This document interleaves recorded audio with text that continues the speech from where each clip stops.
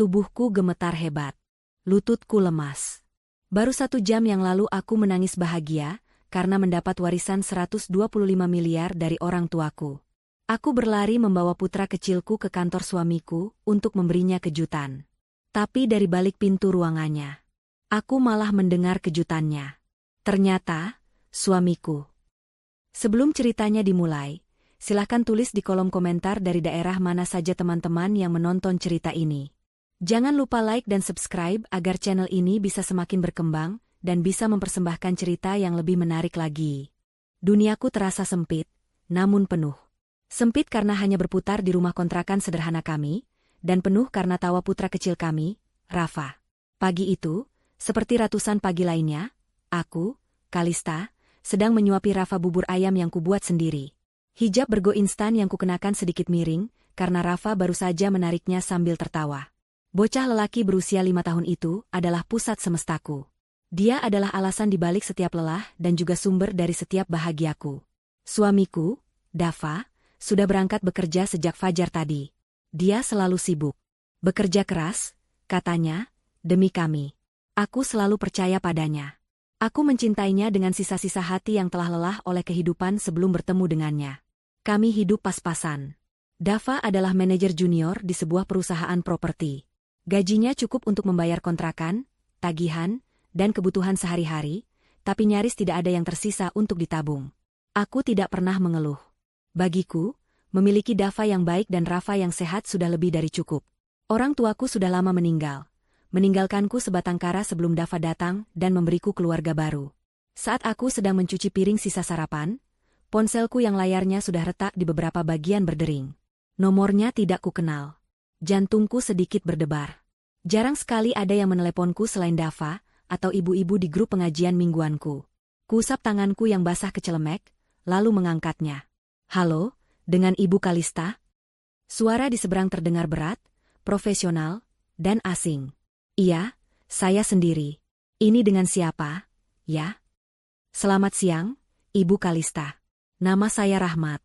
Saya pengacara dari firma hukum Rahmat dan Rekan. Saya adalah pelaksana wasiat dari almarhum ayah Anda, kata suara itu. Jantungku berhenti berdetak sejenak. Ayah. Nama itu sudah lama sekali tidak kudengar disebut secara resmi. Ayah saya? Suaraku bergetar. Ada apa dengan ayah saya? Ibu Kalista, mohon tenang. Saya tahu ini mendadak. Ada sesuatu yang ditinggalkan almarhum ayah Anda untuk Anda. Sesuatu yang baru bisa kami proses dan cairkan sekarang setelah memenuhi berbagai prosedur hukum yang rumit. Ayah Anda menyimpan dana investasi jangka panjang atas nama Anda. Pak Rahmat berhenti sejenak, seolah memberiku waktu untuk bernapas. Dana? Dana apa? Setahu saya, ayah saya tidak punya apa-apa saat beliau meninggal. Ingatanku melayang pada pemakaman sederhana bertahun-tahun lalu. Hanya ada aku dan beberapa tetangga. Itu yang dikira semua orang, Ibu.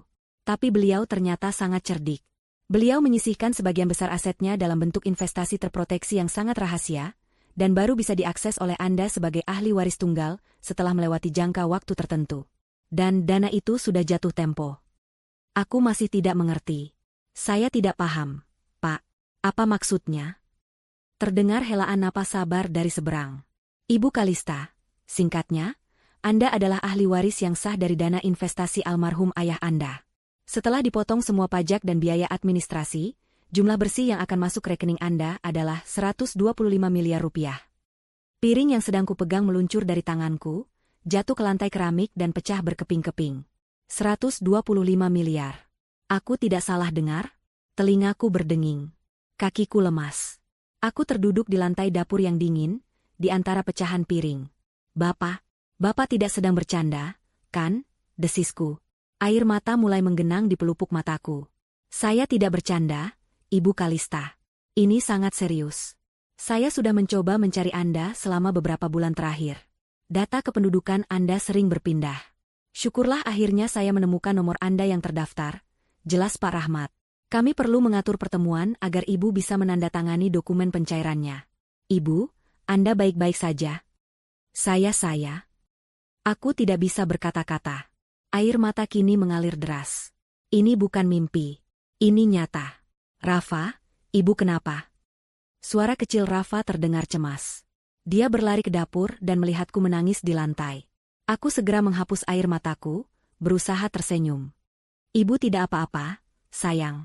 Ibu. Ibu cuma sedang bahagia. Setelah menutup telepon dengan Pak Rahmat dengan janji akan segera bertemu di kantornya, aku masih terduduk di lantai. Pikiranku melayang. 125 miliar. Aku mengucapkannya berulang kali dalam hati. Angka yang bahkan tidak pernah berani kubayangkan dalam mimpi terliarku. Aku bisa membeli rumah. Rumah sungguhan, bukan kontrakan. Rumah dengan halaman untuk Rafa bermain. Aku bisa menyekolahkan Rafa di tempat terbaik. Aku bisa membantu Dava. Ya, Dava. Suamiku. Wajah Dava langsung terlintas di benakku. Wajah lelahnya setiap pulang kerja. Keluhannya tentang atasannya. Impiannya ingin membuka usaha sendiri yang selalu terbentur modal. Sekarang, semua itu bisa terwujud. Kami bisa mewujudkan semua impian kami. Dava tidak perlu lagi bekerja keras membanting tulang untuk orang lain. Gairah baru menjalari tubuhku. Aku harus memberitahunya. Sekarang juga. Aku tidak bisa menunggu sampai dia pulang nanti malam. Aku harus melihat wajahnya saat mendengar kabar ini. Aku ingin berbagi kebahagiaan ini dengannya, saat ini juga. Dengan tangan yang masih sedikit gemetar, aku membersihkan pecahan piring. Aku lalu memandikan Rafa, mengganti bajunya dengan baju terbaik yang dia punya. Baju polo kecil berwarna biru langit. Aku sendiri bergegas berganti pakaian. Aku memilih gamis terbaikku, yang biasa kupakai untuk lebaran, dan menyemprotkan sedikit parfum. Aku mematut diriku di cermin. Wajahku memerah karena gembira. Kita mau kemana, Ibu? Tanya Rafa, bingung melihatku terburu-buru. Aku berjongkok, memegang kedua bahu mungilnya. Kita mau kasih kejutan buat ayah, sayang. Kejutan yang sangat besar. Setelah ini, hidup kita akan berubah. Kataku, suaraku masih sedikit serak karena tangis haru tadi. Aku segera memesan taksi online. Sambil menunggu, jantungku berdebar kencang. Aku membayangkan reaksi Dava. Dia pasti akan kaget. Dia akan memelukku erat. Mungkin dia akan menangis bahagia. Kami akan merencanakan masa depan kami. Masa depan yang cerah. Masa depan yang tidak pernah kami bayangkan sebelumnya. Saat taksi tiba, aku menggendong Rafa dan masuk dengan hati yang meluap-luap oleh harapan. Di dalam taksi, aku tidak bisa berhenti tersenyum. Aku terus menciumi pipi Rafa. Ibu sayang Rafa. Ibu sayang ayah. Kita akan jadi keluarga paling bahagia di dunia. Perjalanan ke kantor Dava terasa seperti perjalanan terpanjang dalam hidupku. Padahal, biasanya hanya memakan waktu 30 menit. Tapi hari ini, setiap detik terasa mendebarkan. Aku memeluk Rafa erat di pangkuanku. Langit di luar jendela taksi tampak lebih biru, dan matahari bersinar lebih terang. Atau mungkin itu hanya perasaanku saja. Perasaan seorang wanita yang baru saja mengetahui bahwa nasibnya telah berubah 180 derajat. Aku membayangkan Dava, mungkin dia sedang sibat di depan komputernya, mengerutkan kening, berurusan dengan angka-angka atau klien yang sulit. Sebentar lagi, semua beban itu akan terangkat dari bahunya. Aku yang akan mengangkatnya. Taksi berhenti di depan sebuah gedung perkantoran yang tinggi menjulang. Kaca-kacanya memantulkan langit. Ini adalah dunia Dava. Dunia yang terasa sedikit asing bagiku. Aku jarang sekali ke sini. Dava selalu bilang tidak perlu. Dia sibuk, dan kantor bukanlah tempat bermain anak. Tapi hari ini adalah pengecualian. Aku membayar taksi dan menggandeng tangan Rafa. Kami masuk ke lobi yang dingin dan mewah. Lantainya terbuat dari marmer mengkilap yang memantulkan bayangan kami. Seorang resepsionis wanita dengan pakaian necis dan riasan sempurna menatap kami. Aku bisa merasakan tatapannya menyapu dari hijab sederhanaku, ke gamis lebaranku, lalu ke Rafa yang menatap sekeliling dengan mata membulat. Ada sedikit pandangan meremehkan di matanya, atau mungkin aku hanya terlalu sensitif. Selamat siang, ada yang bisa saya bantu? Tanyanya dengan nada yang dibuat seramah mungkin, namun terdengar datar. Siang, Mbak. Saya mau bertemu dengan Pak Dava. Suami saya, kataku sambil tersenyum. Resepsionis itu memeriksa komputernya. Pak Dava, apakah sudah ada janji? Oh, tidak. Saya istrinya. Saya mau memberi kejutan, kataku, sedikit berbisik di bagian kejutan. Resepsionis itu mengangkat alisnya sedikit. Baiklah. Pak Dava ada di ruangannya, lantai 15. Lift di sebelah sana. Dia sepertinya tidak terlalu peduli. Aku mengucapkan terima kasih dan bergegas menarik Rafa menuju lift. Di dalam kotak besi yang membawa kami naik itu, Jantungku berdebar semakin kencang. Rafa mulai sedikit rewel. Ayah lama, rengeknya. Sabar, sayang. Sebentar lagi kita ketemu ayah. Bujukku. Pintu lift terbuka di lantai 15. Lorongnya sepi dan berkarpet tebal, meredam suara langkah kami. Aku tahu ruangan Dava ada di ujung lorong. Aku sudah pernah ke sini sekali, saat acara kunjungan keluarga yang diadakan perusahaan setahun lalu. Aku berjalan pelan, menenangkan Rafa yang mulai ingin berlari. Semakin dekat aku ke ruangan Dava, semakin jelas aku bisa mendengar suara dari dalam. Pintu ruangannya, yang terbuat dari kayu solid dengan panel kaca buram, sedikit terbuka. Hanya celah kecil, tapi cukup untuk membuat suara dari dalam bocor keluar. Aku mendengar suara Dava. Dia sedang tertawa. Tawa yang dalam dan renyah. Tapi, ada sesuatu yang berbeda.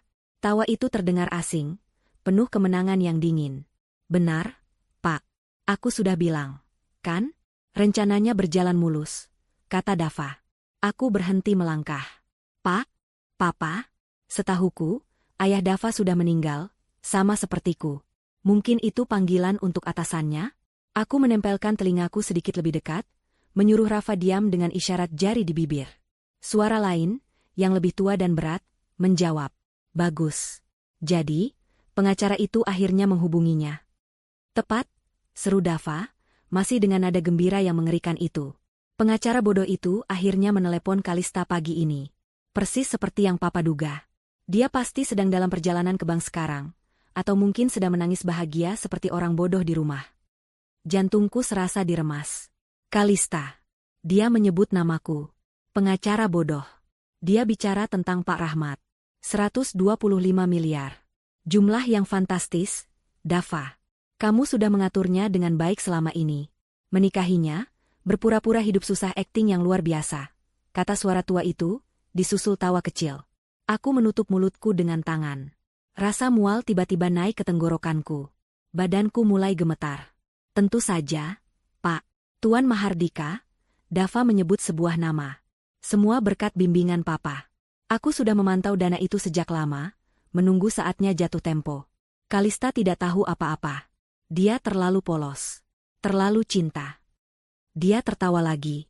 Tawa yang sama yang dulu kudengar saat dia melamarku. Tawa yang sama saat Rafa lahir. Tapi sekarang, tawa itu terdengar seperti suara iblis. Lalu, apa rencanamu selanjutnya? Setelah dia menandatangani surat kuasa itu, tanya Tuan Mahardika. Ada jeda sejenak. Lalu Dava menjawab dengan suara yang turun beberapa oktav, menjadi dingin dan kejam. Suara yang belum pernah kudengar seumur hidupku. Tentu saja aku akan ambil alih semuanya. Aku akan memindahkan seluruh dana itu ke rekening kita di luar negeri. Setelah itu, Kalista dan anak itu tidak akan dapat sepeser pun. Buat apa? Mereka hanya beban. Aku akan menceraikannya. Kita usir mereka dari rumah. Biar dia kembali jadi gembel di jalanan. Anak itu? Dia bukan anakku, jawab Dava datar. Maksudku, dia anakku secara biologis, tapi aku tidak pernah menginginkannya. Dia hanya alat untuk membuat Kalista tetap terikat padaku. Tubuhku membeku. Gemetar hebat menjalari seluruh tubuhku, dari ujung kepala sampai ujung kaki. Lututku lemas, nyaris membuatku ambruk jika aku tidak sedang bersandar di dinding. Rafa, merasakan gemetaranku, menatapku dengan cemas. Ibu dingin. Aku tidak bisa menjawab. Aku tidak bisa bernapas. Suara di dalam ruangan itu terus berlanjut, tapi aku tidak lagi mendengarnya. Yang kudengar hanyalah detak jantungku sendiri yang berdentum-dentum menyakitkan di telingaku, dan suara Dava yang menggema, kita usir mereka. Beban. Gembel di jalanan. Dunia yang kubangun di atas cinta dan kepercayaan, hancur berkeping-keping dalam hitungan detik. Pria yang kucintai, ayah dari anakku, pria yang kupikir akan kuajak berbagi sisa hidup dalam kebahagiaan ternyata adalah monster. Dia tahu tentang warisan ini. Dia sudah merencanakannya. Pernikahan kami adalah bagian dari rencana itu. Aku hanyalah pion dalam permainannya. Rasa sakit yang menusuk di dadaku begitu hebat. Lebih sakit daripada saat aku kehilangan kedua orang tuaku. Ini adalah rasa sakit pengkhianatan. Dikhianati oleh satu-satunya orang yang kupercaya di dunia ini. Aku tidak tahu berapa lama aku berdiri di sana, mematung. Tapi aku tahu aku tidak boleh pingsan. Aku tidak boleh lemah. Tidak di sini, tidak sekarang. Dengan sisa-sisa kekuatan yang kumiliki, aku mundur perlahan. 1 langkah. 2 langkah. Aku tidak boleh bersuara. Rafa menatapku bingung, tapi untungnya dia tetap diam, mungkin merasakan kengerian yang membekap ibunya. Aku berbalik, menggendong Rafa dengan erat, dan berjalan cepat kembali ke lift. Aku tidak berlari. Aku berjalan dengan martabat yang tersisa. Tapi di dalam, aku hancur. Sepanjang perjalanan di lobi, aku yakin resepsionis tadi bisa melihat wajahku yang pucat pasi, tapi aku tidak peduli. Aku keluar dari gedung itu, kembali ke panasnya jalanan Jakarta. Tapi aku merasa kedinginan. Sangat dingin. Aku memesan taksi lain untuk pulang. Selama perjalanan pulang, aku tidak menangis. Aku hanya menatap kosong ke jalanan. Rafa tertidur di pangkuanku, tidak menyadari bahwa dunia kecil kami baru saja meledak. Kejutan. Ya, aku memang ingin memberi Dava kejutan. Tapi ternyata, akulah yang mendapatkannya. Saat taksi berhenti di depan rumah kontrakan kami, aku masih belum menangis. Sesuatu yang lain telah menggantikan rasa sakit itu. Sesuatu yang dingin, keras, dan tajam. Itu adalah kemarahan. Dan di balik kemarahan itu, sebuah tekad mulai terbentuk. Aku memang akan memberinya kejutan. Aku pura-pura tidak mendengar apa-apa. Aku akan memainkan peranku, sama seperti dia memainkan perannya selama ini. Dia merencanakan sesuatu untukku, aku akan menyusun rencana besar untuknya. Aku akan membalasnya. Aku akan melakukan sesuatu yang akan membuatnya menyesal seumur hidupnya. Dia mengambil duniaku. Aku akan mengambil dunianya. Aku menutup pintu rumah kontrakan kami dengan pelan.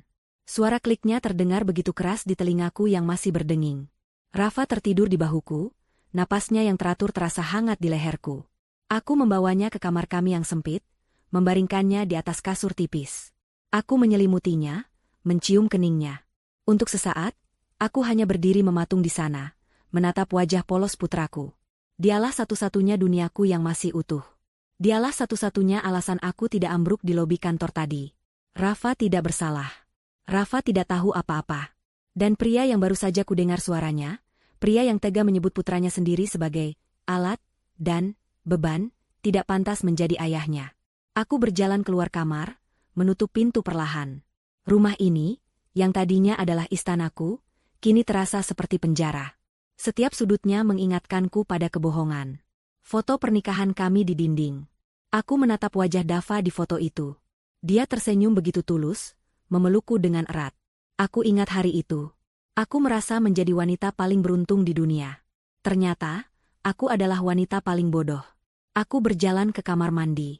Aku menatap pantulanku di cermin tua yang sedikit berkarat di tepinya. Wajahku pucat. Mataku bengkak, tapi kering. Tidak ada air mata yang tersisa. Yang kulihat di mata itu adalah sesuatu yang baru. Sesuatu yang dingin. Wanita yang menatapku balik dari cermin itu bukanlah Kalista yang kukenal. Ini adalah seorang wanita yang telah dihancurkan, dan dari puing-puing itu, sesuatu yang lain sedang dibangun. Kemarahan adalah fondasinya. Aku membasuh wajahku. Air dingin itu seolah menyadarkanku. Aku memperbaiki letak hijabku yang kusut. Aku harus terlihat normal. Aku tidak boleh terlihat hancur. Mulai detik ini, aku adalah seorang aktris. Aktris terbaik yang pernah ada di dunia ini. Karena jika aku gagal, aku dan putraku akan berakhir di jalanan, persis seperti yang Dava rencanakan. Aku melirik jam. Masih ada beberapa jam sebelum Dava pulang. Aku harus menyiapkan makan malam. Rutinitas tidak boleh berubah. Aku pergi ke dapur yang sama tempat aku menerima telepon dari Pak Rahmat pagi tadi. Rasanya seperti sudah 1000 tahun berlalu. Aku mengeluarkan sayuran dan ayam dari kulkas. Aku mulai memotong bawang. Tanganku bergerak secara mekanis. Pisau itu membelah bawang dengan presisi yang tajam. Aku membayangkan wajah Dava. Setiap irisan adalah serpihan kemarahanku. Setiap cincangan adalah sumpah serapahku. Dia pikir aku bodoh. Dia pikir aku lemah. Dia pikir aku hanya seorang ibu rumah tangga polos yang tidak tahu apa-apa selain memasak dan mengurus anak. Dia salah besar. Dia telah meremehkan kekuatan seorang ibu yang anaknya diancam. Aku memasak makanan kesukaannya, ayam kecap pedas. Aroma masakan memenuhi ruangan, aroma yang biasanya membuatku merasa pulang. Hari ini, aroma itu membuatku mual. Tapi aku tetap memasak. Aku akan menyajikan racun terbaikku malam ini, yaitu senyumanku. Waktu berlalu dalam keheningan yang mencekam. Rafa masih tidur nyenyak. Aku duduk di meja makan, menunggu. Menunggu algojoku pulang. Menunggu pria yang kucintai dan kubenci sekaligus. Tepat pukul 7 malam, aku mendengar suara motornya. Jantungku berdebar sangat kencang, nyaris melompat keluar dari dadaku. Aku menarik napas dalam-dalam. Tenang, Kalista. Tenang. Demi Rafa. Pintu terbuka. Assalamualaikum. Suara itu. Suara yang sama yang kudengar di balik pintu tadi. Suara yang penuh tawa kemenangan. Suara yang merencanakan kehancuranku. Aku memaksakan sebuah senyuman. Waalaikumsalam, Mas. Tumben telat. Aku berjalan ke arahnya, mengambil tas kerjanya seperti biasa. Dia mencium keningku. Ciuman yang terasa seperti es. Maaf, sayang. Tadi ada rapat mendadak sama bos besar. Melelahkan sekali, keluhnya. Bos besar. Tuan Mahardika. Kasihan suamiku. Aku pura-pura bersimpati. Ayo, aku sudah siapkan makan malam. Mas mandi dulu, Gih, biar segar. Wah, istriku memang paling pengertian. Dia mengacak-acak hijabku, lalu berjalan ke kamar mandi. Saat dia di kamar mandi, aku menyiapkan meja. Tanganku sedikit gemetar saat meletakkan piring di depannya. Aku harus mengendalikan diriku. Dava keluar, sudah segar dan berganti pakaian. Dia duduk di meja makan. Wah, ayam kecap pedas. Kamu tahu saja aku lagi ingin ini, katanya sambil tersenyum. Senyuman itu. Senyuman palsu. Sama palsunya dengan senyumanku. Kami mulai makan. Keheningan hanya dipecah oleh suara sendok dan garpu. Aku tidak bisa menelan makananku. Rasanya seperti ada bongkahan batu di tenggorokanku. Tapi aku memaksanya masuk. Kamu kenapa, sayang? Kok diam saja? Tanyanya, menatapku. Inilah saatnya. Aku mengangkat wajahku. Aku menatap matanya, mata yang dulu selalu membuatku merasa aman. Aku mulai pertunjukanku. Mas. Aku memulai dengan suara bergetar. Aku membiarkan air mata yang tadi kutahan, kini menggenang. Dava langsung terlihat waspada. Kenapa, Kalista? Kamu sakit? Aku menggeleng. Lalu aku tersenyum. Senyum paling bahagia yang bisa kupalsukan. Aku tidak tahu harus mulai dari mana. Mas, ini berita besar. Berita apa? Tanyanya, nadanya pura-pura penasaran. Aktor yang hebat. Tadi pagi. Aku berhenti, mengambil napas seolah-olah aku terlalu terharu. Aku dapat telepon. Dari pengacara. Pengacara almarhum ayahku. Dava meletakkan sendoknya. Dia mencondongkan tubuhnya ke depan. Matanya berkilat. Kilatan keserakahan yang tidak bisa dia sembunyikan sepenuhnya. Pengacara? Ada apa? Aku membiarkan setetes air mata jatuh. Mas, ternyata ayah meninggalkan warisan untukku. Warisan yang baru bisa cair sekarang. Warisan? Dava pura-pura kaget. Berapa, sayang? 10 juta? 20 juta? Aku menatapnya lekat-lekat. 125 miliar, Mas. Hening. Dava membeku. Akting kagetnya nyaris sempurna. Matanya membelalak. Mulutnya sedikit terbuka. Dia benar-benar aktor yang berbakat. Apa? Desisnya. 100 berapa? Kamu jangan bercanda, Kalista. Aku tidak bercanda, Mas. 125 miliar. Aku menutup wajahku dengan tangan, berpura-pura menangis terharu. Hidup kita akan berubah, Mas. Hidup kita. Sesaat kemudian, Dava melompat dari kursinya. Dia menghambur ke arahku, menarikku berdiri, dan memelukku erat. Terlalu erat. Hingga aku sulit bernapas. Ya Allah, sayang. Ini luar biasa, teriaknya. Dia memutar-mutar tubuhku. Aku tidak percaya ini. Kita kaya, Kalista. Kita kaya. Aku membalas pelukannya. Aku menyandarkan kepalaku di dadanya yang bidang. Aku bisa mendengar detak jantungnya yang cepat. Bukan karena cinta, tapi karena adrenalin keserakahan. Aku memejamkan mata, menahan rasa jijik yang luar biasa.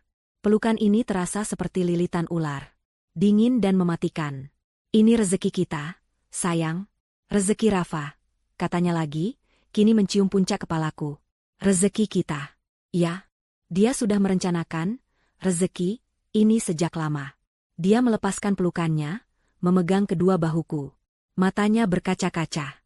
Dia bahkan bisa memproduksi air mata palsu. Kita bisa beli rumah, sayang. Rumah mewah. Kita tidak perlu tinggal di kontrakan sempit ini lagi. Dan Rafa, kita bisa sekolahkan dia ke sekolah terbaik di luar negeri. Aku hanya mengangguk, masih berpura-pura terisak oleh kebahagiaan. Dia menuntunku kembali ke kursi.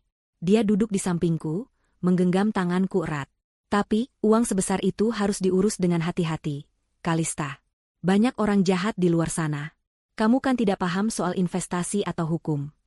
Itu dia. Umpan itu dilemparkan. Aku memang tidak mengerti, Mas. Aku takut, kataku dengan suara lirih, memainkan peranku sebagai wanita lemah. Jangan takut. Dia mengusap punggung tanganku. Ada aku di sini. Aku akan bantu kamu urus semuanya. Biar aku yang tangani. Kamu tinggal duduk manis saja. Kamu percaya padaku, kan, sayang? Aku menatap matanya. Mata seorang pembohong. Mata seorang pengkhianat. Tentu, Mas, jawabku dengan senyum termanis yang bisa kuberikan. Aku percaya penuh sama kamu. Kamu suamiku. Siapa lagi yang bisa kupercaya selain kamu? Dia tersenyum puas. Senyum kemenangan. Dia pikir dia sudah menang. Dia tidak tahu, perang ini baru saja dimulai. Malam itu adalah malam terpanjang dalam hidupku. Aku tidur di samping Dava, memunggunginya. Dia tidur dengan nyenyak, mendengkur pelan. Tidur seorang pemenang yang merasa rencananya berjalan lancar. Sementara aku tidak bisa memejamkan mata sedetik pun. Pikiranku bekerja lebih cepat dari biasanya. Aku menyusun strategi. Aku memikirkan setiap langkah, setiap kemungkinan. Hal pertama yang harus kulakukan adalah mengamankan posisiku. Aku tidak bisa melawan dua pria licik seperti Dava dan Tuan Mahardika sendirian. Aku butuh sekutu. Dan aku tahu siapa yang harus kuhubungi. Pagi-pagi sekali, Dava bangun dengan ceria. Dia bersiul-siul saat mandi. Dia memelukku 2 kali sebelum berangkat kerja, sesuatu yang sudah lama tidak dia lakukan.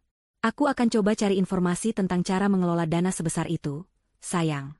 Nanti aku buatkan janji dengan notaris terpercaya, katanya sebelum pergi. Aku hanya tersenyum dan mengangguk. Hati-hati di jalan, Mas. Saat suara motornya menghilang di kejauhan, senyum di wajahku lenyap seketika. Aku mengunci pintu. Aku menenangkan Rafa yang baru bangun dan memberinya sarapan. Setelah memastikan Rafa tenang bermain dengan mainannya, aku mengambil ponselku. Aku menghubungi Pak Rahmat. Halo, Ibu Kalista. Saya sudah menunggu telepon Anda. Katanya, suaranya tetap tenang dan profesional. Pak Rahmat, kataku, suaraku rendah dan mendesak. Kita harus bertemu. Segera.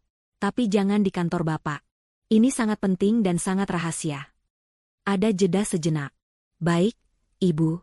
Saya mengerti. Bagaimana jika di sebuah kedai kopi kecil di daerah Bendungan Hilir? Saya akan kirimkan alamatnya. 1 jam dari sekarang. Saya akan ke sana. Aku bergegas bersiap. Aku menitipkan Rafa sebentar ke tetangga sebelah, Ibu Ratna, dengan alasan ada urusan mendadak di kelurahan. Aku memesan ojek online, bukan taksi. Aku harus bergerak cepat dan tidak menarik perhatian. Aku tiba di kedai kopi kecil yang ramai. Tempat yang sempurna. Tidak ada yang akan memperhatikan kami di tengah keriuhan pagi. Pak Rahmat sudah duduk di pojok, secangkir kopi hitam di depannya. Dia pria parubaya yang rapi, dengan kacamata berbingkai tebal yang membuatnya tampak cerdas. Aku duduk di depannya, jantungku berdebar. Ibu Kalista, sapanya sambil mengangguk. Pak Rahmat, aku tidak membuang waktu. Saya tidak tahu harus percaya pada siapa lagi. Tapi firasat saya mengatakan saya bisa percaya pada Bapak. Ada apa, Ibu? Apa ini tentang warisan itu? Iya, tapi bukan cuma itu. Aku menarik napas. Pak, saya harus menceritakan sesuatu. Sesuatu yang saya dengar kemarin. Sesuatu yang mengerikan. Dan aku menceritakan semuanya. Aku menceritakan perjalananku ke kantor Dava. Aku menceritakan suara yang kudengar di balik pintu. Aku menyebut nama Tuan Mahardika. Aku menceritakan rencana mereka untuk mengambil semua uangku dan membuangku serta Rafa. Selama aku bercerita, wajah Pak Rahmat berubah. Dari tenang, menjadi terkejut, lalu menjadi muram. Rahangnya mengeras. Ketika aku selesai, dia diam untuk waktu yang lama. Dia menatap cangkir kopinya. Tuan Mahardika, desisnya. Saya seharusnya tahu. Bapak kenal dia? Tanyaku. Pak Rahmat mengangkat wajahnya. Matanya menatapku tajam. Saya tidak hanya kenal dia, Ibu Kalista. Saya tahu siapa dia. Almarhum ayah Anda, Tuan Mahardika adalah rival bisnis terbesarnya. Dia adalah orang yang, secara tidak langsung, menyebabkan kehancuran perusahaan ayah Anda belasan tahun lalu. Ayah Anda tidak pernah bisa membuktikannya, tapi dia tahu Mahardika bermain kotor. Tubuhku mendingin. Jadi ini bukan hanya soal uang. Ini adalah balas dendam yang sudah direncanakan sejak lama. Dava bukan hanya pion. Dia adalah tentara yang dikirim oleh Mahardika. Pak, lanjut Pak Rahmat, suaranya kini penuh tekad. Ayah Anda adalah sahabat baik saya. Dia mempercayakan ini pada saya. Dia memintaku untuk melindungi Anda jika saatnya tiba. Saya bersumpah di depan makamnya, saya akan melakukan itu. Dan sekarang, saya tahu apa yang harus saya lakukan. Apa itu, Pak? Pertama, kita harus mengamankan aset Anda. Dava pasti akan segera meminta Anda menandatangani surat kuasa. Jangan. Tanda. Tangani. Apapun. Tapi, apa alasanku nanti? Bilang saja Anda ingin mempelajarinya dulu. Bilang Anda ingin bertemu langsung dengan saya, pengacara keluarga. Saya akan mengaturnya. Saya akan berpura-pura menjadi pengacara tua yang kaku dan sangat birokratis. Saya akan mengulur waktu. Lalu, selagi kita mengulur waktu, kita harus bergerak. Kita harus lebih pintar dari mereka. Pak Rahmat mencondongkan tubuhnya. Ibu Kalista, saya bisa membekukan pencairan dana itu untuk sementara, dengan alasan keamanan. Tapi itu akan membuat Dava curiga. Pilihan lainnya, kita cairkan sebagian kecil dana itu sekarang juga, tanpa sepengetahuan Dava. Mencairkan? Untuk apa? Untuk modal perang Anda, Ibu, kata Pak Rahmat. Anda tidak bisa melawan mereka dengan tangan kosong. Anda butuh sumber daya. Anda perlu tahu apa yang mereka lakukan, di mana mereka menyimpan uang mereka, apa rencana mereka selanjutnya. Mata-mata, bisikku. Penyelidik swasta, koreksi Pak Rahmat. Saya kenal orang yang bisa dipercaya. Dia yang terbaik di bidangnya. Dia bisa melacak Dava dan Mahardika, mencari tahu rekening bank mereka, aset mereka, bahkan mungkin menemukan bukti kejahatan mereka yang lain. Pikiranku langsung tertuju pada percakapan di kantor Dava. Tawa mereka. Rasa jijik kembali menjalari diriku. Lakukan, Pak, kataku tegas. Suaraku tidak bergetar lagi. Berapa yang kita butuhkan? Dia tidak murah. Tapi dia sepadan. Kita cairkan 500 juta rupiah dulu. Kita masukkan ke rekening baru atas nama Anda, yang hanya Anda dan saya yang tahu. 500 juta. Jumlah yang dulu tak terbayangkan. Sekarang, itu hanya uang untuk memulai. Saya setuju, kataku. Dan, Pak Rahmat, saya tidak hanya ingin tahu apa rencana mereka. Saya ingin bukti. Bukti untuk apa? Untuk menceraikannya? Aku menatap Pak Rahmat. Bukan. Bukti untuk menghancurkan mereka. Sama seperti mereka berencana menghancurkan saya. Pak Rahmat menatapku lama. Dia sepertinya melihat sesuatu yang baru di wajahku. Akhirnya, dia mengangguk pelan. Baik, Ibu Kalista. Kita akan susun rencana besar ini. Kita akan berikan mereka kejutan yang tidak akan pernah mereka lupakan. Aku meninggalkan kedai kopi itu dengan perasaan yang berbeda. Rasa takutku telah hilang, digantikan oleh tujuan yang jelas. Aku bukan lagi Kalista yang lemah. Aku adalah seorang pejuang. Beberapa hari kemudian, Pak Rahmat mengabari bahwa rekening rahasiaku sudah aktif, berisi uang operasional kami. Dia juga sudah mengatur pertemuan dengan penyelidik swasta bernama Surya. Aku bertemu Surya di lobi sebuah hotel murah di Jakarta Pusat. Dia pria yang tidak mencolok. Biasa saja. Tapi matanya tajam. Ibu Kalista? Tanyanya. Aku mengangguk. Saya tidak punya banyak waktu, kataku. Ini fotonya. Aku memberinya foto Dava dan foto Tuan Mahardika yang kudapat dari Pak Rahmat, dari arsip berita bisnis lama. Saya mau tahu semuanya. Kataku, kemana dia pergi, siapa yang dia temui, di mana dia menyimpan uangnya. Terutama Tuan Mahardika. Saya mau tahu semua koneksi mereka. Surya mengangguk. Saya mengerti. Saya akan berikan laporan harian. Bagus. Jangan sampai ketahuan. Aku kembali ke rumah sebelum Dava pulang. Aku kembali memasak. Aku kembali tersenyum. Aku kembali memainkan peranku sebagai istri yang bodoh dan naif. Dava semakin hari semakin manis. Dia sering membawakanku bunga, coklat. Dia pikir dia sedang memancing ikan. Dia tidak tahu bahwa dia sedang berhadapan dengan hiu. 1 minggu berlalu. Tepat saat Dava mulai tidak sabar menanyakan kapan aku akan menandatangani surat kuasa, laporan pertama dari Surya masuk ke email rahasiaku. Laporan itu singkat. Hanya ada sebuah foto dan beberapa baris kalimat. Foto itu menunjukkan Dava dan Tuan Mahardika sedang berjabat tangan di depan lokasi sebuah proyek konstruksi mewah yang baru. Keduanya tertawa lebar. Di bawah foto itu ada catatan dari Surya, target, Dava, baru saja dipromosikan menjadi direktur proyek. Proyek ini didanai oleh Tuan Mahardika. Ditemukan aliran dana mencurigakan dari rekening proyek ke rekening pribadi di luar negeri, atas nama Dava dan Mahardika. Indikasi kuat, pencucian uang. Aku menatap foto itu. Pencucian uang. Jadi, mereka bukan hanya penipu. Mereka adalah kriminal. Permainannya ternyata jauh lebih besar dan lebih kotor daripada yang kubayangkan. Dan aku, baru saja menemukan senjata pertamaku. Minggu-minggu berikutnya adalah permainan catur yang paling melelahkan. Dava, di satu sisi, berubah menjadi suami paling sempurna di dunia. Dia akan pulang lebih awal, membawakan aku martabak kesukaanku atau mainan baru untuk Rafa. Dia akan memijat kakiku di malam hari, berbisik tentang masa depan cerah kami.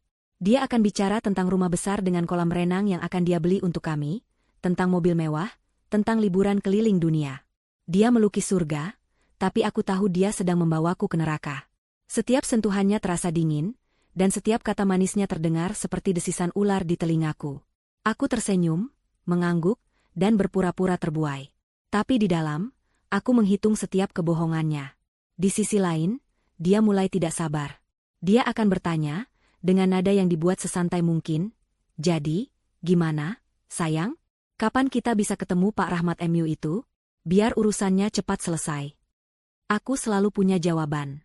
"Sabar, Mas," kata Pak Rahmat, "dokumennya banyak sekali. Ada pajak waris yang harus diurus dulu," katanya rumit. Atau, "Pak Rahmat lagi di luar kota. Mas, ada urusan klien lain. Beliau bilang asetnya aman, kita tunggu saja." Setiap kali aku mengulur waktu, aku bisa melihat kilatan jengkel yang cepat di matanya, sebelum dia menutupinya lagi dengan senyuman palsu. "Oh, ya sudah. Kalau begitu, kita tunggu. Tapi kan lebih cepat lebih baik, sayang. Biar kita bisa cepat pindah dari rumah sempit ini." Dia pikir aku bodoh. Dia pikir aku tidak melihat permainannya. Sementara itu, aku dan Pak Rahmat, serta Surya, bekerja dalam diam. Laporan-laporan dari Surya terus masuk ke email rahasiaku. Foto-foto Dava bertemu dengan Tuan Mahardika di lobi hotel mewah. Transkrip percakapan telepon yang berhasil disadap, membicarakan proyek dan dana segar. Mereka jelas sedang merencanakan sesuatu yang besar, menggunakan proyek konstruksi itu sebagai kedok. Laporan Surya mengonfirmasi apa yang sudah kuduga. Proyek itu kekurangan dana akibat salah urus dan korupsi yang mereka lakukan. Mereka sangat membutuhkan suntikan dana segar. Mereka membutuhkan warisanku. Kini aku mengerti. Promosi Dava menjadi direktur proyek bukanlah hadiah. Itu adalah cara Mahardika untuk menempatkan Dava di posisi yang tepat untuk menyalurkan uang haram mereka, dan sekarang, untuk menyalurkan uang warisanku. Tekanan semakin besar. Aku tahu aku tidak bisa mengulur waktu selamanya. Dava mulai resah. "Aku nggak suka sama pengacara kamu itu, Kalista. Kenapa lambat sekali? Apa dia sengaja mempersulit?" tuduhnya suatu malam. "Inilah saatnya. Aku tahu aku harus memberinya sesuatu." Umpan. Malam itu, setelah Rafa tidur, aku duduk di samping Dava di ruang tamu kami yang sempit. Aku memasang wajah paling cemas yang kubisa. "Mas," aku memulai dengan suara bergetar. Aku takut." Dava langsung waspada. Dia mematikan televisi.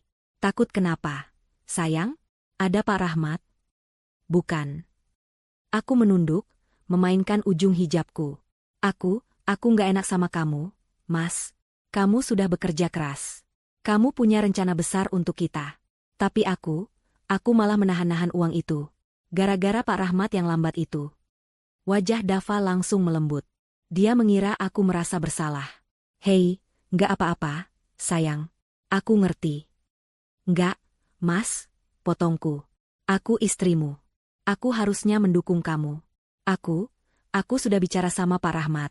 Aku bilang aku butuh sebagian kecil uang itu sekarang. Untuk biaya operasional kita."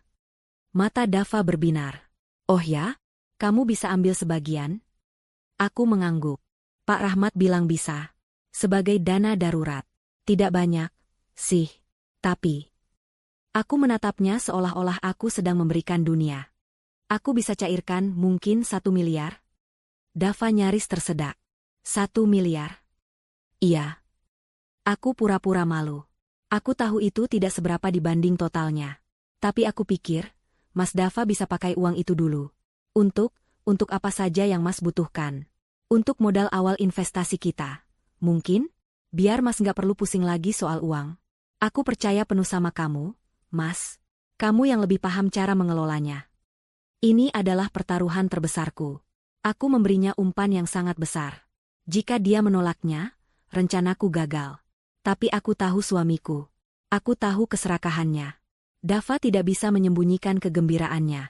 Wajahnya berseri-seri. Dia langsung memelukku erat. Ya Allah, sayang, kamu memang istri terbaik. Tentu itu sangat membantu. Ini akan sangat mempercepat rencana kita. Jadi, Mas mau aku transfer ke rekening Mas? Tanyaku polos. Iya, tentu. Besok kamu urus. Ya? Transfer saja ke rekening gajiku yang biasa. Dia mencium keningku berulang kali. Aku janji, sayang. Uang ini akan kembali berlipat ganda. Aku akan buat kamu dan Rafa hidup seperti raja dan pangeran.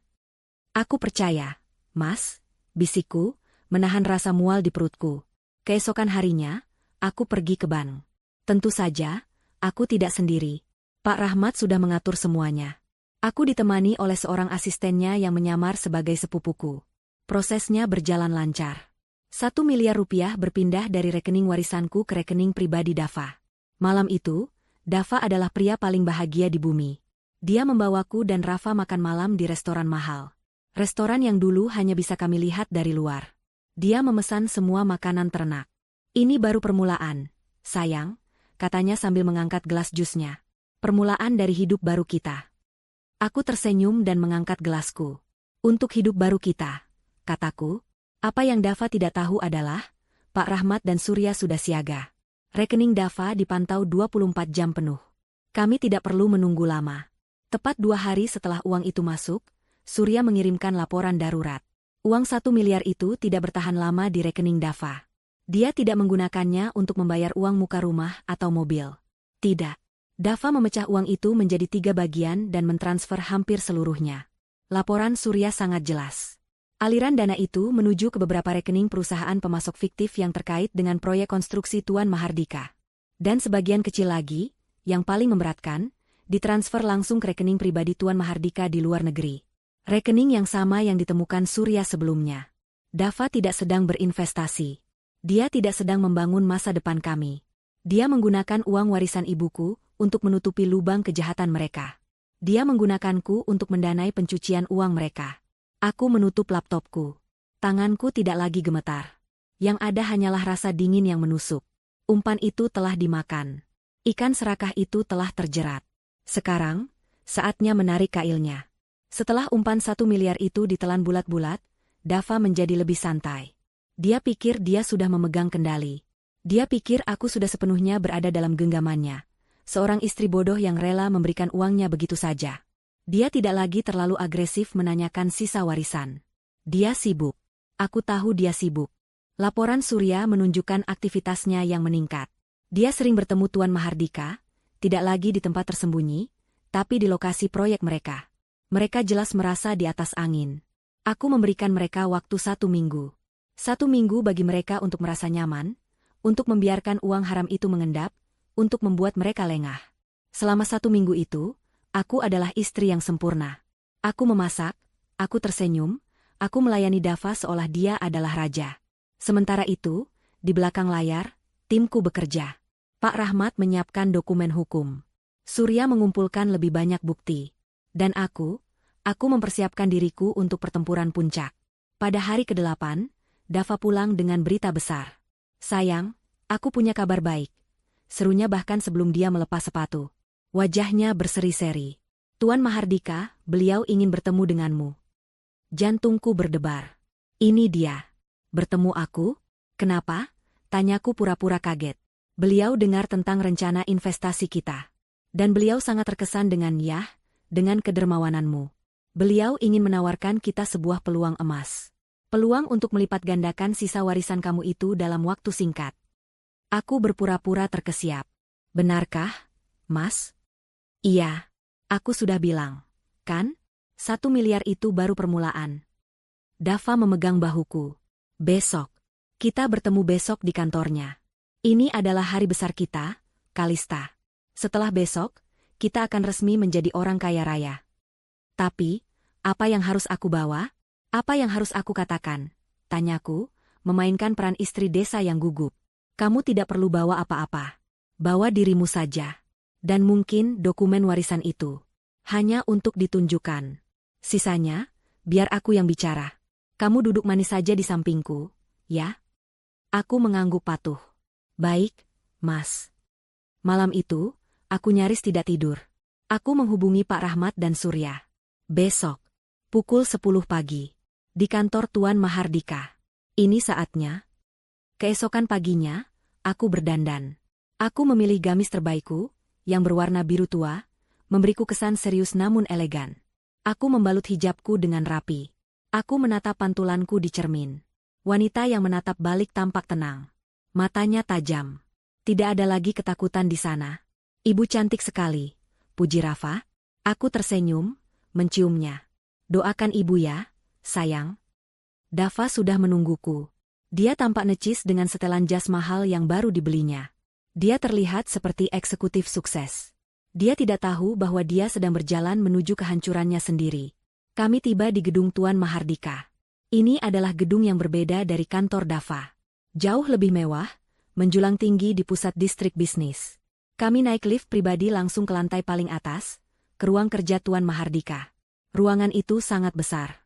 Jendelanya dari lantai ke langit-langit, menyuguhkan pemandangan kota Jakarta. Tuan Mahardika duduk di belakang meja kayu raksasa, tampak seperti raja di singgasananya. Dia pria yang lebih tua dari Dava, berwibawa, dengan tatapan mata yang tajam dan dingin. Ah, Dava. Dan ini pasti Ibu Kalista. Sapanya, suaranya berat. Dia tidak berdiri. Silakan duduk. Aku duduk di sofa kulit yang empuk. Dava duduk di sampingku, tampak tegang namun penuh harap. Jadi, Ibu Kalista, Tuan Mahardika memulai, langsung ke intinya. Saya dengar Anda baru saja mendapatkan rezeki nomplok. Dan suami Anda, Dava, adalah pria yang cerdas. Dia menginvestasikan sebagian kecilnya dengan sangat baik melalui kami. Dia tersenyum licik. 1 miliar itu sudah berkembang pesat dalam seminggu ini.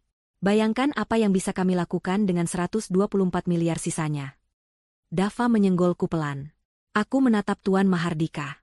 Peluang apa yang Anda tawarkan, Pak? Sederhana, katanya. Anda serahkan sisa dana itu pada kami. Kami akan memasukkannya ke dalam proyek properti kami. Proyek yang sangat menguntungkan. Dalam 6 bulan, saya jamin, uang Anda akan berlipat ganda. Tentu saja, Anda harus menandatangani surat kuasa penuh kepada Dava, agar dia bisa mengelolanya atas nama Anda. Seorang pria yang tampak seperti notaris, yang sedari tadi berdiri diam di sudut, melangkah maju. Dia meletakkan setumpuk dokumen tebal di atas meja kopi di depan kami. Di bagian paling atas, tertulis jelas, surat kuasa penuh. Anda tinggal tanda tangan di sini, Ibu, kata notaris itu, menyodorkan pena. Dava menatapku dengan senyum lebar. Matanya berapi-api. Tanda tangan, sayang. Ini impian kita. Aku mengambil pena itu. Tanganku stabil. Aku melihat ke Dava, lalu ke Tuan Mahardika. Aku melihat ke notaris palsu mereka. Lalu aku meletakkan kembali pena itu di atas meja. Maaf, kataku pelan.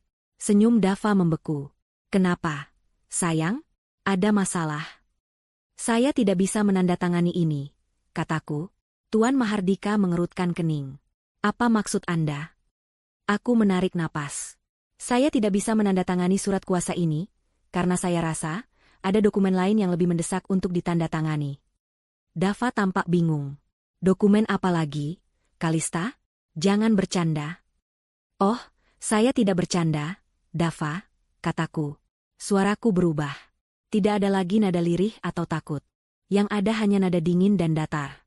Saat itulah, pintu ruang kerja Tuan Mahardika terbuka. Dava dan Mahardika menoleh kaget. Pak Rahmat masuk. Dia tidak sendirian. Di belakangnya ada Surya, dan dua orang pria berjas rapi yang membawa tas koper. "Siapa kalian?" "Keamanan," teriak Tuan Mahardika, bangkit dari kursinya. "Mereka tamu saya," kataku. Aku ikut berdiri. "Dava, Tuan Mahardika, kenalkan. Ini Pak Rahmat, pengacara saya. Yang ini Pak Surya, penyelidik pribadi saya. Dan dua bapak ini," aku menunjuk pria berjas itu, "adalah auditor forensik independen." Wajah Dava berubah pucat pasi. Dia menatapku seolah melihat hantu. "Kalista, apa maksud semua ini?" "Maksudnya, Mas?" Aku mengambil sebuah map dari tas yang kubawa, yang tadi Dava kira berisi dokumen warisan. Aku melemparkannya ke atas meja, tepat di atas surat kuasa mereka. "Maksudnya adalah, saya tahu semuanya," kataku. "Saya tahu tentang rencana kalian sejak awal. Saya tahu Tuan Mahardika adalah musuh lama ayah saya. Saya tahu Dava menikahiku hanya untuk mengincar uang ini." "Kamu?" Dava tergagap. "Dan saya tahu," lanjutku, suaraku menggema di ruangan yang tiba-tiba senyap itu, "bahwa uang 1 miliar yang saya transfer minggu lalu, tidak diinvestasikan.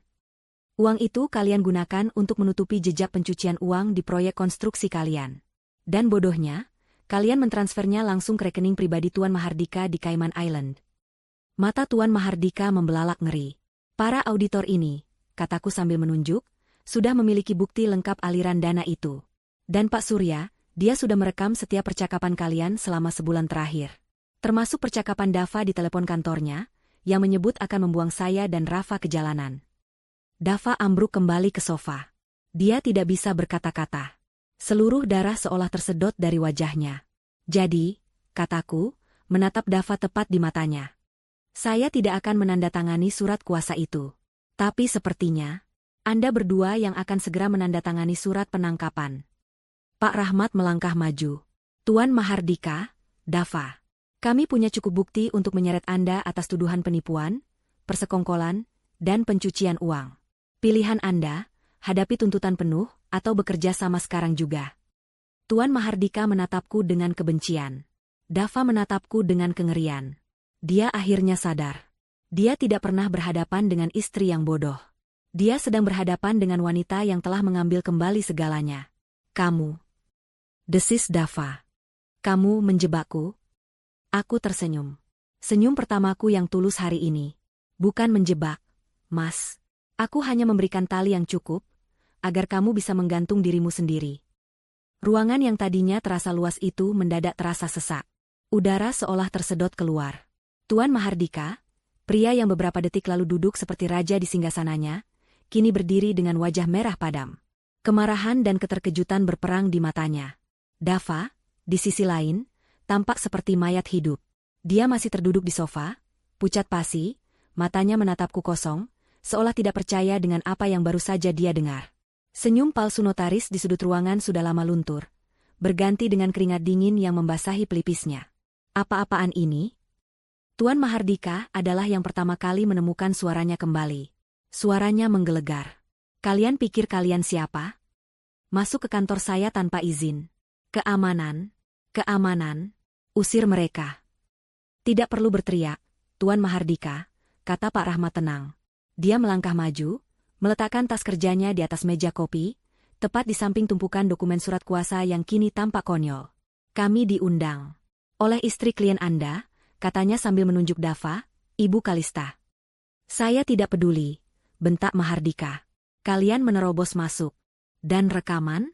Penyelidik? Itu ilegal. Kalian melanggar privasi saya. Saya bisa menuntut kalian semua." "Silakan saja," sahut Surya, pria yang pendiam itu, kini angkat bicara. Suaranya datar. "Semua bukti saya dapatkan secara legal. Pelacakan aliran dana adalah data publik bagi auditor terakreditasi. Dan rekaman percakapan? Itu saya dapatkan dari Dava sendiri." Dava mengangkat kepalanya. "Apa? Aku tidak pernah." Surya tersenyum tipis. "Anda yang memberikannya pada saya. Saat Anda dengan bodohnya menggunakan ponsel baru pemberian Tuan Mahardika, yang ternyata sudah saya pasangi perangkat lunak pelacak. Termasuk semua cadangan obrolan dan rekaman suara Anda. Anda bahkan tidak repot-repot mengganti kata sandi bawaannya." Tuan Mahardika menatap Dava dengan tatapan membunuh. "Bodoh. Kamu bodoh." Tidak, kataku, membuat mereka berdua menoleh padaku. Dia tidak bodoh. Dia hanya serakah. Dan terlalu percaya diri. Sama seperti Anda, Tuan Mahardika.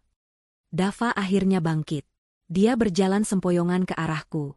Wajahnya memelas. Ini adalah peran lain yang sedang dia mainkan. Peran korban. Kalista. Sayang kamu salah paham, bisiknya. Suaranya serak. Aku bisa jelaskan. Ini semua bukan seperti yang kamu pikirkan. Tuan Mahardika, dia yang memaksaku. Dia menjebakku, sayang. Dia mencoba meraih tanganku. Aku menarik tanganku ke belakang. Cukup, Dava, kataku dingin. Aktingmu sudah selesai. Enggak, sayang. Ini bukan akting. Aku cinta sama kamu. Aku cinta sama Rafa. Semua yang aku lakukan itu demi kita. Demi masa depan kita. Air mata mulai menggenang di matanya. Aktor yang luar biasa. Demi kita, tanyaku. Suaraku setajam es. Demi kita, katamu? Apakah saat kamu berdiri di balik pintu ruanganmu dan bilang pada Tuan Mahardika bahwa kamu akan mengusir aku dan Rafa ke jalanan setelah kamu mendapatkan uangku? Apa itu juga, demi kita? Wajah Dava hancur. Kalimat itu adalah paku terakhir di peti matinya. Dia tahu aku tahu. Dia tahu aku mendengar segalanya. Apakah saat kamu bilang Rafa, putramu sendiri, hanya beban dan alat untuk mengikatku, apa itu juga demi kita, Dava? Aku. Dia tidak bisa menjawab. Dia hanya bisa menggelengkan kepalanya, panik. Dan uang 1 miliar itu, lanjutku, tidak memberinya jeda untuk bernapas. Kamu bilang itu untuk investasi. Tapi kamu langsung mentransfernya untuk menutupi lubang di proyek haram kalian. Apa itu juga demi kita? Cukup, teriak Tuan Mahardika. Dia sudah tidak bisa menahan dirinya. Ini semua omong kosong. Masalah rumah tangga kalian. Saya tidak ada urusan dengan itu. Dava, kamu yang mengurus semuanya. Kalau ada masalah hukum, itu urusanmu. Dia mencoba melempar Dava ke bawah bus. Pemandangan yang menyedihkan. Dava menatap mentornya itu dengan nanar. Papa? Jangan panggil aku Papa. Hardik Mahardika. Kamu hanya pegawai rendahan. Sayang sekali, Tuan Mahardika, kini salah satu auditor berjas yang angkat bicara. Dia membuka koper di atas meja, mengeluarkan laptop dan beberapa bundel kertas. Aliran dana ini tidak berbohong. Uang 1 miliar dari Ibu Kalista memang masuk ke 3 perusahaan cangkang. Dan dari sana, dalam waktu kurang dari 24 jam, 80%-nya mendarat di rekening pribadi Anda di Cayman Island. Dengan nomor rekening ini, auditor itu menyorongkan selembar kertas ke depan wajah Mahardika. Tanda tangan Anda ada di slip transfer dari perusahaan cangkang itu. Anda tidak bisa lari. Tuan Mahardika terhuyung mundur, seolah baru saja ditinju. Dava, melihat sekutunya hancur, menjadi semakin putus asa. Kalista, aku dijebak. Aku akui aku salah. Aku hilaf. Tapi aku tidak tahu kalau dia sejahat itu. Aku tertawa. Tawa kering tanpa humor. Kamu tidak tahu? Kamu yang datang padaku dengan cerita bohong. Kamu yang merencanakan ini bertahun-tahun. Kamu yang menikahiku dengan kebohongan di bibirmu. Kamu pikir aku tidak tahu siapa kamu? Pak Rahmat lalu melangkah maju, menambahkan pukulan terakhir. Dan bukan hanya itu, Dava. Selama ini kamu pikir kami hanya fokus pada uang warisan Ibu Kalista? Dava menatapnya bingung. Pak Rahmat mengangguk pada Surya. Surya mengeluarkan 1 map lagi. Saat kami melacak rekening Anda, kami menemukan hal lain. Jauh sebelum warisan ini cair. Ternyata Anda punya kebiasaan buruk. Ya? Mengambil uang dari perusahaan tempat Anda bekerja. Apa? Kantor propertimu yang lama, jelasku. Sebelum Tuan Mahardika mempromosikan kamu. Kamu menggelapkan uang di sana. Tidak banyak, tapi rutin. Cukup untuk membuatmu dipenjara. Auditor itu menambahkan. Dan lucunya, Anda menggunakan sebagian dari uang 1 miliar Ibu Kalista itu untuk menutupi jejak penggelapan Anda di kantor lama. Anda pikir itu cara cerdas untuk membersihkan catatan Anda sebelum pindah ke perusahaan Tuan Mahardika. Tapi Anda salah. Anda hanya memberikan kami bukti dari 2 kejahatan sekaligus. Dava akhirnya ambruk. Dia jatuh berlutut. Bukan di depanku, tapi di lantai yang dingin. Dia menatap tangannya sendiri, seolah tidak percaya. Dia sudah kalah. Kalah telak. Jadi, kataku, suaraku kembali tenang. Seperti yang saya katakan tadi. Saya tidak akan menandatangani surat kuasa. Dokumen-dokumen ini, aku menunjuk tumpukan bukti di atas meja, adalah surat kuasa saya. Surat kuasa untuk mengambil kembali hidup saya. Dan untuk memastikan kalian berdua mendapatkan apa yang pantas kalian dapatkan. Aku menatap Pak Rahmat. Sudah waktunya, Pak. Pak Rahmat mengangguk. Dia mengeluarkan ponselnya dan menelepon seseorang. Kami di lantai atas. Semuanya sudah siap. Silakan naik. Dava dan Tuan Mahardika mengangkat wajah mereka. Kebingungan dan ketakutan terlihat jelas. Siapa? Siapa yang naik? Tanya Mahardika panik. Aku menatap mereka tanpa ekspresi. Saya lupa bilang. Saya juga mengundang beberapa tamu lagi ke pesta ini. Beberapa saat kemudian, pintu ruang kerja itu terbuka lebar. Kali ini, bukan Pak Rahmat atau auditor yang masuk. Yang masuk adalah 2 orang petugas polisi berseragam, diikuti oleh beberapa penyidik yang memakai baju sipil. Selamat siang, kata penyidik yang memimpin. Kami dari tim investigasi kejahatan ekonomi. Tuan Mahardika dan Tuan Dava, ada beberapa pertanyaan yang harus kami ajukan pada Anda di kantor. Pemandangan di ruangan itu berubah drastis dalam sekejap. Otoritas Tuan Mahardika, yang tadinya memenuhi ruangan, menguap begitu saja digantikan oleh aura dingin hukum dari para petugas. Tuan Mahardika, yang terbiasa memberi perintah, kini menjadi objek perintah. Ini penghinaan, teriak Mahardika. Anda tahu siapa saya? Saya akan telepon pengacara saya. Saya akan telepon. Anda bisa menelepon siapa saja yang Anda mau, Pak. Nanti di kantor, potong penyidik utama dengan tenang. Dia memberi isyarat, dan 2 petugas mendekati Mahardika. Sementara semua mata tertuju pada Mahardika yang mengamuk, aku memperhatikan Dava. Dia masih di lantai, belum bergerak. Dia seperti boneka yang talinya putus. Dia hancur. Rasa sombong, licik, dan percaya dirinya hilang, hanya menyisakan seorang pria yang ketakutan dan menyedihkan. Ketika seorang petugas mendekatinya dan menyuruhnya berdiri, Dava seolah tersadar. Dia tidak melawan petugas itu. Matanya mencari-cari, dan akhirnya terkunci pada mataku. Saat itulah dia bergerak. Dia tidak bangkit untuk melawan. Dia merangkak. Benar-benar merangkak beberapa langkah di lantai marmer yang dingin, sebelum akhirnya dia bangkit dan menerjang ke arahku. Bukan untuk menyerang, tapi untuk memohon. Dia jatuh berlutut tepat di depan kakiku. Kalista, serunya. Suaranya pecah dan penuh keputusasaan. Dia mencoba meraih tanganku, tapi aku melangkah mundur. Dia lalu meraih ujung gamisku, mencengkeramnya erat. Kalista, sayang tolong jangan lakukan ini, isaknya. Air mata dan ingus bercampur di wajahnya. Wajah tampan yang dulu kupuja, kini terlihat menjijikkan. Tolong, Kalista. Aku mohon. Aku salah. Aku akui aku salah. Aku hilaf. Aku buta karena uang. Aku menatapnya dari atas. Dingin. Tolong, sayang pikirkan Rafa. Anak kita. Apa kamu mau dia tumbuh tanpa seorang ayah? Apa kamu tega melihat ayah dari anakmu ini di penjara? Dia mencoba menggunakan Rafa. Senjata terakhir yang dia punya. Aku berjongkok sedikit, bukan untuk menyamainya, tapi agar dia bisa mendengar bisikanku dengan jelas. Kamu berani menyebut nama Rafa sekarang? Desisku pelan. Dia tersentak mendengar nada suaraku. Saat kamu berencana membuang kami ke jalanan, apa kamu memikirkan Rafa? Tanyaku. Aku tidak bermaksud begitu, aku. Saat kamu bilang dia, beban, apa kamu sedang memikirkannya sebagai anakmu? Bukan, Kalista. Itu Tuan Mahardika yang meracuni pikiranku. Aku cinta Rafa. Aku cinta kamu. Aku berdiri tegak. Cengkeramannya di gamisku terasa seperti noda. Lepaskan, kataku datar. Enggak sebelum kamu maafin aku. Tolong, Kalista. Kasih aku satu kesempatan lagi. Aku janji akan berubah. Aku akan jadi suami yang baik. Kita bisa mulai dari awal. Kita punya uang 125 miliar itu. Kita bisa pergi jauh-jauh. Cuma kita bertiga. Tolong, sayang aku mohon. Dia menangis seperti anak kecil. Seorang pria dewasa, berlutut, mengemis di depan wanita yang telah dia hianati habis-habisan. Aku menatap mata petugas polisi yang berdiri di belakangnya. Lalu aku menatap Dava. Kamu tahu apa bedanya kita, Dava? Kataku. Suaraku terdengar jelas di ruangan yang senyap itu.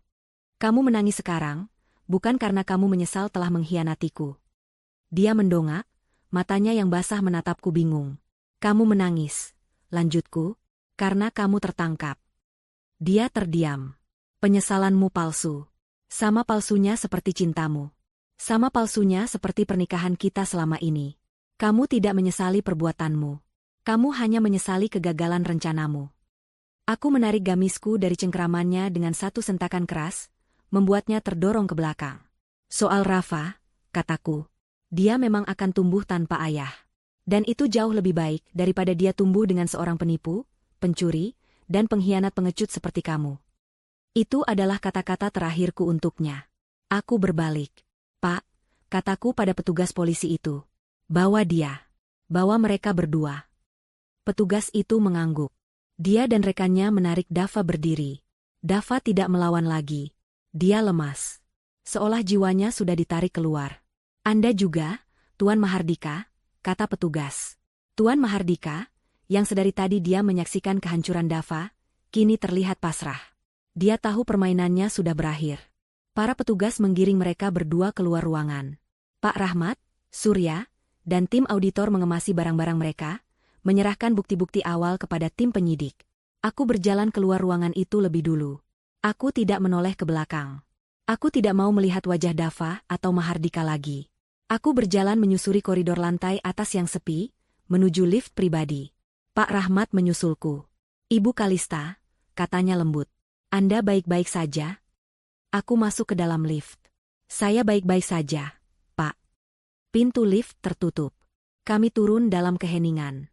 Saat lift terbuka di lobi utama, pemandangan kacau menyambut kami. Dava dan Tuan Mahardika sedang digiring melintasi lobi yang ramai.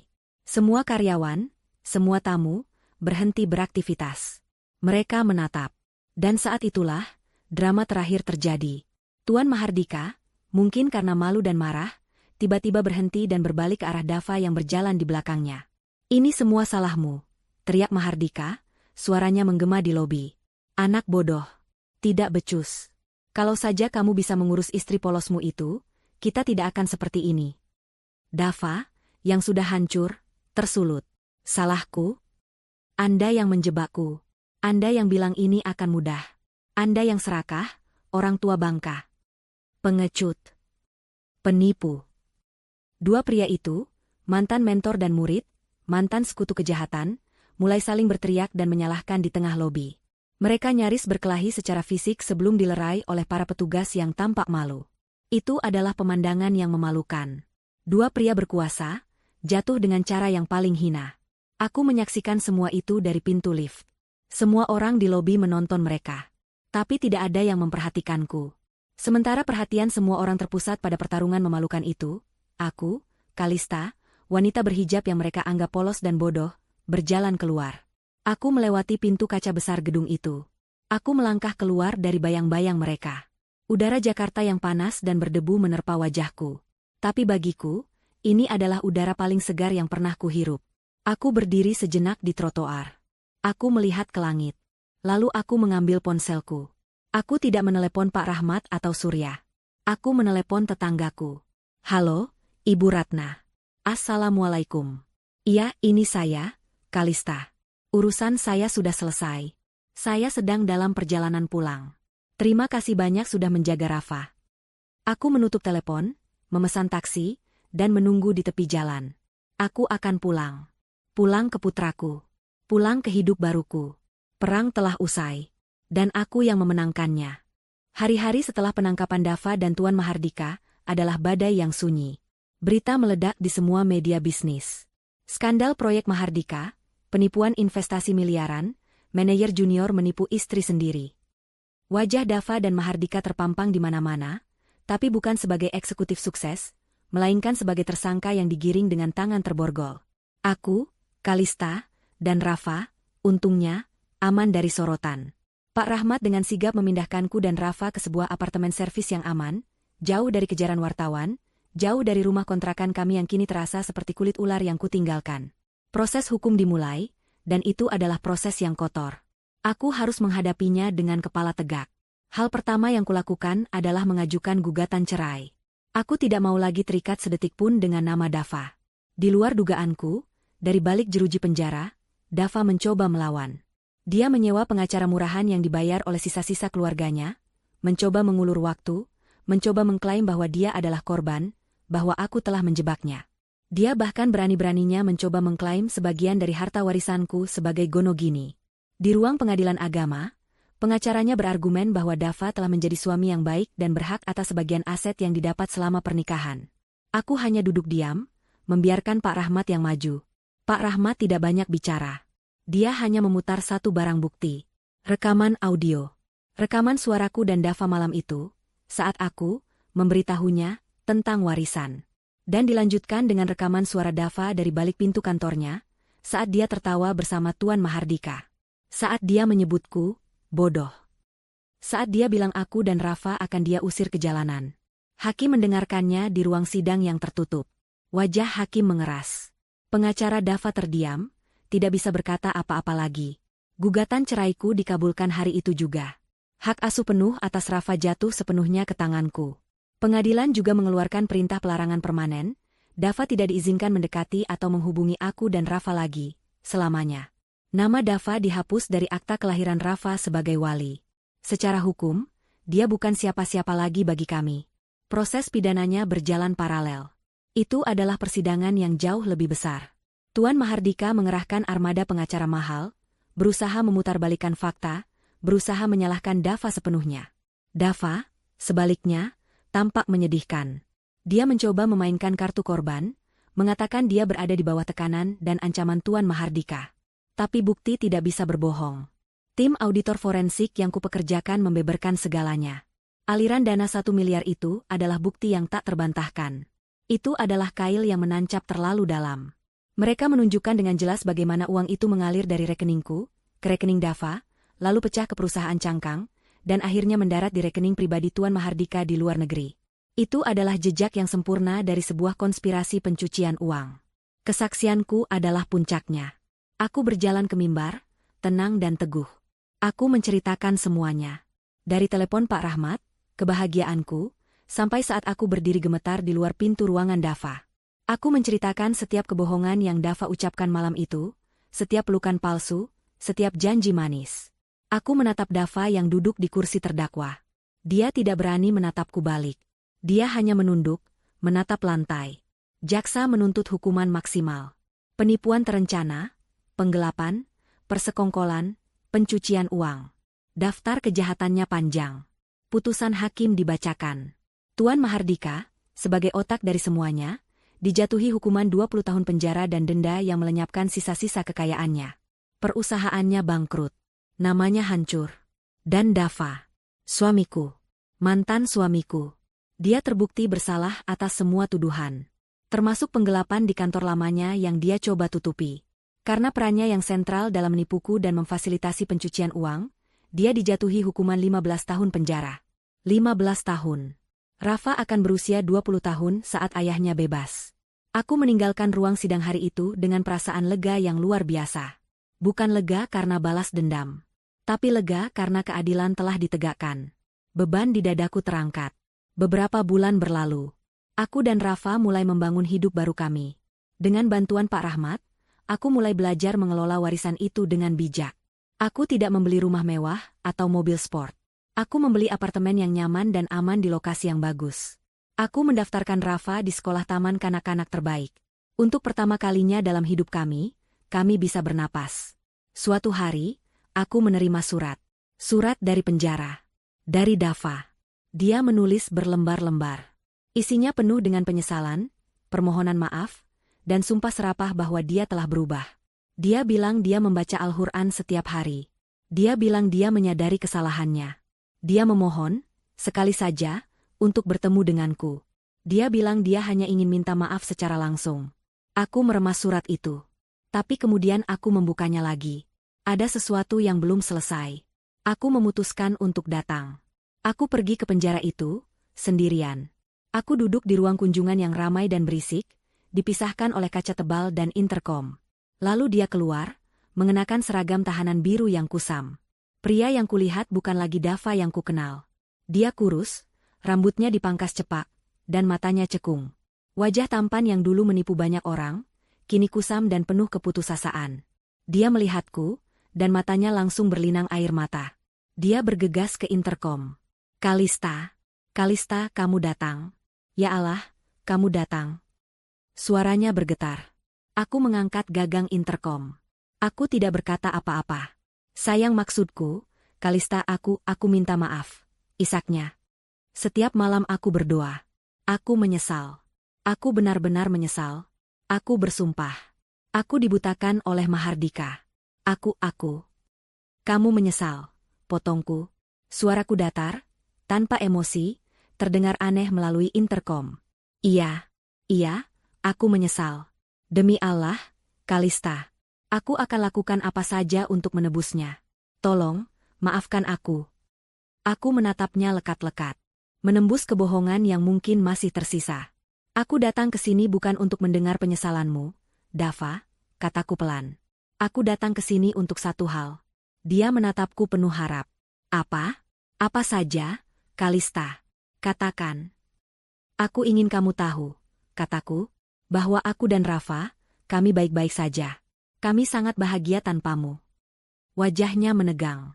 Aku ingin kamu tahu, bahwa setiap hari selama 15 tahun ke depan, saat kamu duduk di sel ini, kamu bisa memikirkan 125 miliar yang tidak akan pernah bisa kamu sentuh. Kamu bisa memikirkan rumah nyaman yang tidak akan pernah kamu tinggali. Dan kamu bisa memikirkan seorang putra yang tidak akan pernah memanggilmu, ayah. Kalista, jangan sekejam itu. Rintihnya. Kejam? Aku tertawa sinis. Kamu yang mengajariku caranya. Tapi jangan khawatir. Aku tidak akan membalas dengan caramu. Pembalasan dendam terbaikku bukanlah ini. Aku berdiri. Pembalasan dendam terbaikku adalah hidupku. Hidup yang bahagia dan sukses, yang kubangun di atas puing-puing kebohonganmu. Hidup yang tidak akan pernah kamu lihat, dan tidak akan pernah menjadi bagian darinya. Kalista, tunggu. Jangan pergi, teriaknya panik. Dia menggedor-gedor kaca. Bagaimana Rafa? Tolong biarkan aku bicara dengannya. Sekali saja. Dia anakku. Aku berhenti di pintu keluar, tapi aku tidak berbalik. Kamu salah, kataku. Dia bukan anakmu. Dia anakku. Dan dia akan tumbuh menjadi pria yang jauh lebih baik darimu, karena aku akan memastikan dia tidak pernah mewarisi setetes pun racun dari ayahnya. Aku meletakkan gagang interkom itu kembali ke tempatnya. Aku berjalan keluar dari ruang kunjungan itu tanpa menoleh lagi.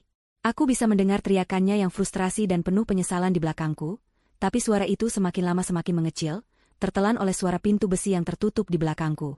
Itu adalah akhir. Babak itu telah kututup. 2 tahun berlalu. 2 tahun adalah waktu yang singkat, namun juga bisa menjadi waktu yang sangat panjang untuk membangun kembali sebuah dunia. Pagi itu, Jakarta cerah. Aku, Kalista, berdiri di atas panggung kecil. Aku tidak lagi memakai gamis harian yang sederhana. Aku mengenakan pakaian kerja yang rapi namun tetap santun, blazer berwarna krem di atas blus putih, dan hijab yang tertata sempurna.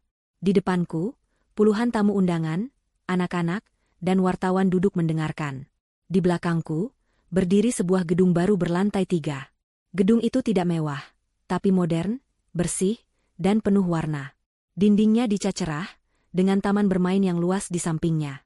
Di atas pintu masuk utama, terpampang sebuah nama, Yayasan Harapan Bunda. Aku menggenggam mikrofon. Jantungku sedikit berdebar, tapi bukan karena takut. Ini adalah debaran bahagia. Assalamualaikum warahmatullahi wabarakatuh. Sapaku.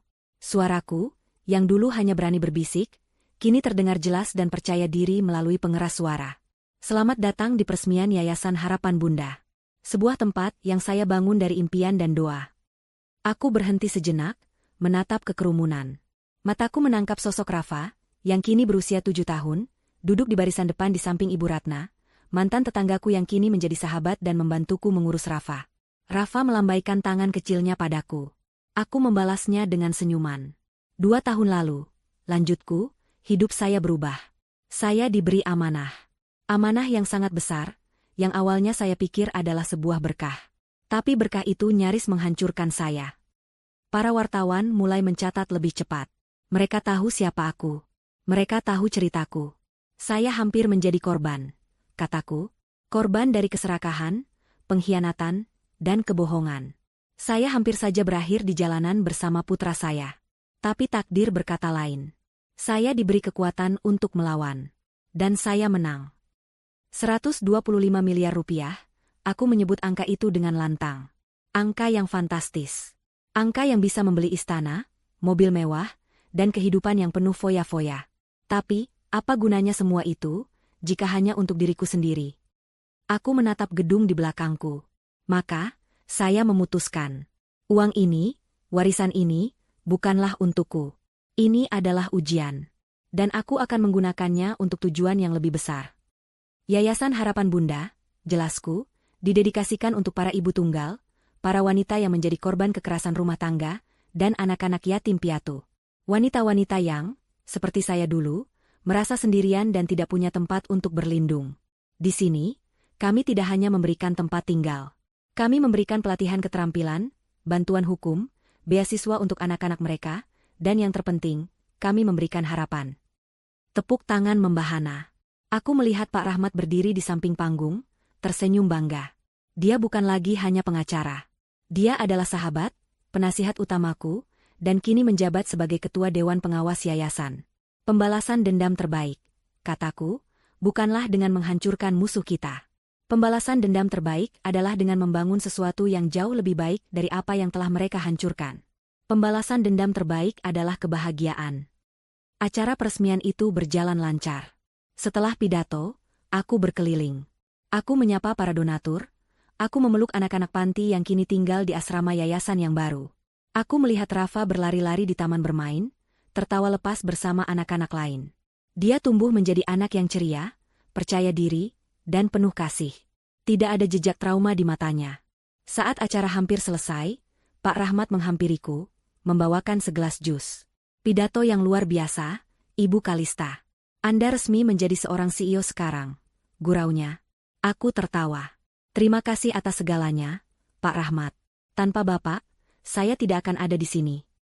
Omong-omong, kata Pak Rahmat, wajahnya sedikit serius. Ada kabar terbaru. Saya baru dapat email dari tim hukum. Kabar apa? Tuan Mahardika. Dia meninggal di penjara tadi malam. Serangan jantung. Aku terdiam sejenak. Aku tidak merasakan apa-apa. Tidak ada rasa puas, tidak ada rasa kasihan. Hanya kehampaan. Dia hanyalah bagian dari masa lalu yang sudah kututup rapat. Dan, Dava? Tanyaku. Dia mencoba mengajukan banding lagi. Ditolak. Tentu saja. Dia juga mengirim surat lagi. Surat ke-20 bulan ini. Memohon agar ibu mengizinkannya melihat foto Rafa. Dia dengar tentang yayasan ini dari berita di penjara. Aku menatap Rafa yang sedang bermain ayunan. Biarkan saja dia di sana, Pak, kataku tenang. Biarkan dia melihat dari balik jeruji, apa yang telah aku bangun dari puing-puing yang dia ciptakan. Biarkan dia melihat bahwa wanita bodoh dan polos yang dia remehkan, kini memberi harapan pada ratusan wanita lain. Hidupnya sudah selesai, Kalista. Dia akan membusuk di sana, dilupakan oleh semua orang, menyesali setiap keputusannya. Dia menyesal seumur hidup, persis seperti yang Anda inginkan. Aku mengangguk. Tapi anehnya, itu tidak lagi terasa penting. Penyesalannya adalah urusannya sendiri. Ibu. Rafa berlari ke arahku, memeluk kakiku dengan erat. Bajunya sedikit kotor karena bermain tanah. Hei, jagoan. Aku berjongkok, membersihkan pipinya yang bernoda coklat. Senang bermainnya? Senang sekali, Ibu. Tadi Rafa bantu kakak menanam bunga. Aku memeluknya erat. Inilah duniaku. Inilah balas dendamku. Kebahagiaan yang utuh. Aku berdiri, menggandeng tangan Rafa. Aku menatap gedung yayasan yang berdiri kokoh di bawah sinar matahari. Aku sadar, aku tidak hanya membangun sebuah yayasan. Aku telah membangun kembali hidupku. Aku telah mengubah warisan yang penuh tragedi, menjadi warisan yang penuh harapan. Dava ingin mengambil 125 miliar dariku, dan membuatku menyesal. Pada akhirnya, dia kehilangan segalanya. Dan aku mendapatkan sesuatu yang jauh lebih berharga dari uang. Aku mendapatkan diriku kembali. Dan itu adalah akhir cerita yang paling memuaskan.